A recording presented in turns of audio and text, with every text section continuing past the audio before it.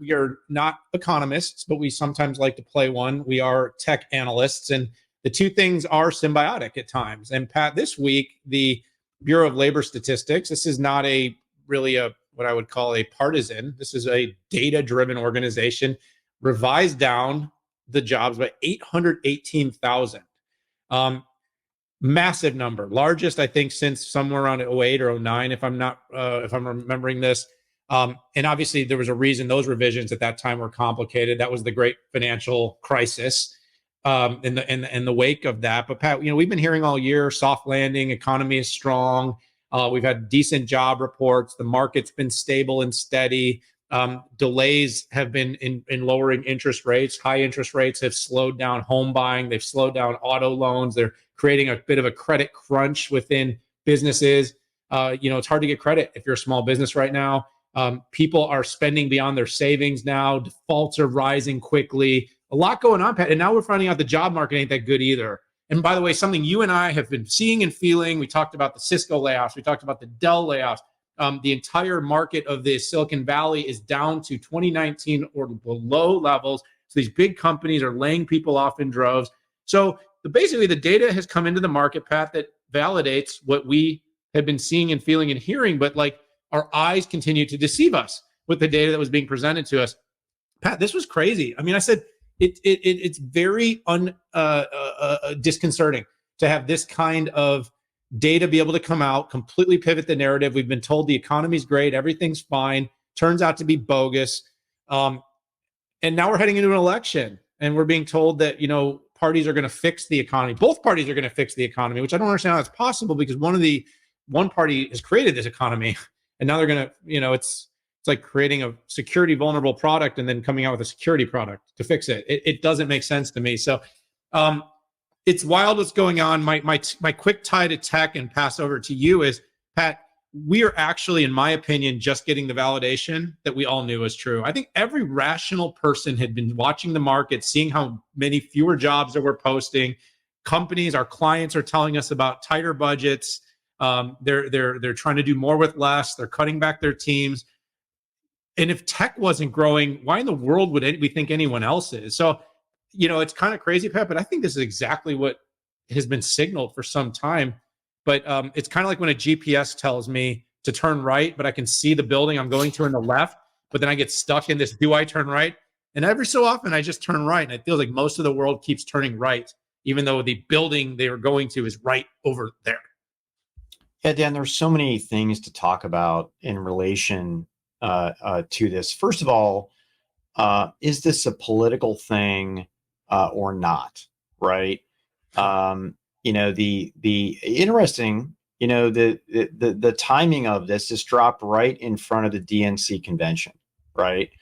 And if you say out of one side of your mouth, hey, the good numbers were political, I mean, it's dropped right in the middle of the convention. So maybe you can say, well, it's not political. And if it's not political, maybe it's based on the data collection that. And we debate the means and methods on CPI a lot, and how this can be this off. By the way, it based at least what Yahoo Finance said. This is like the biggest downward revision. They only went down to 2018, but in 6 freaking years, right?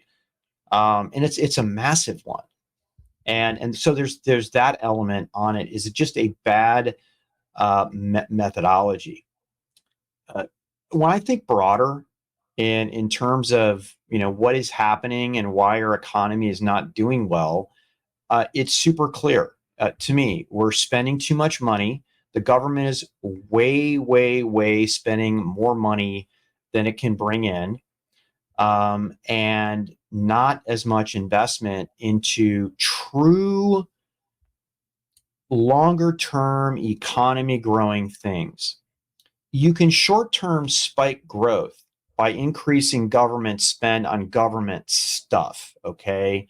And in fact, in the last 10 years, we've seen the largest increase in government workers and government spend than in the complete history before that. And it's like, and then you're thinking, okay, well, why don't we vote for the party who's going to do this? I am absolutely not confident that I'm absolutely confident that no party is going to attack this. And the reason is because it will not get you voted in. When I'm hearing, hey, we're going to grow our way out of this on the conservative side. And the Democratic side, it seems to be, hey, we're going to tax our way out of this by soaking the rich. By the way, and Steven Sinofsky had a great analysis on it. You could take all the money, literally all the money, not just the taxes from the top 100 people, richest people out there. It wouldn't even make a dent in the deficit. Not even a mark, right? So you can you can take all of the money away, kind of like the Russians did in the 1920s Bolshevik revolution, where they came in and they took all the gold and they took all the money from all the rich people and they nationalized everything. That's not going to help us. So I'm not that optimistic about that. And my final comment on this is that there's also a school of thought that says, hey, as long as we're not the worst of the G7 or the G10 based on valuation and currency and earnings, we're going to be fine. Here's the problem. At some point, we all default on our loans and we can't pay it. Yeah. Okay.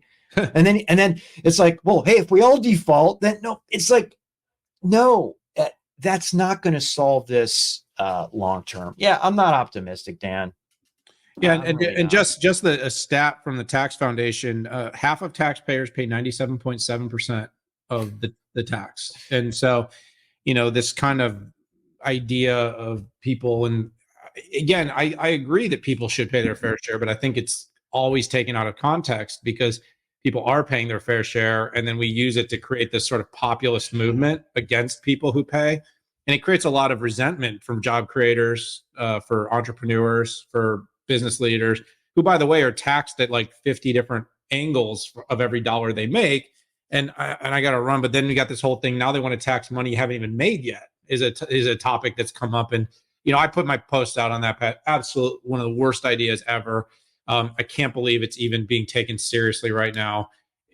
I don't know. I guess I'll join. Listen, we have two case studies: Soviet Union and China. Once you disincent entrepreneurialism and moving up the chain, you lose innovation. People lose their motivation to work. And even those two countries, even though I know it's CCP, they very much have changed their stance. And Soviet Union is no longer, it's Russia. I mean, really there's only two communist countries, North Korea and I think maybe Angola. Sorry.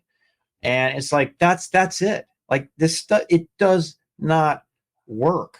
I don't know. Things are going pretty well in Venezuela. All right. They actually are. Just cut out the fat and stuff that we don't really need. That's Argentina. Venezuela's a mess. Okay. No, I know what you're going with that. But yeah, listen, dude, we could jump in and dive on this all the time. We won't do it all the time because there's so much tech stuff to cover. But look, a strong economy starts with a strong tech market, and it is what it is. And tech is the driver. It's deflationary, but it's also productivity growth out the yin yang. That's an official term, out the yin yang.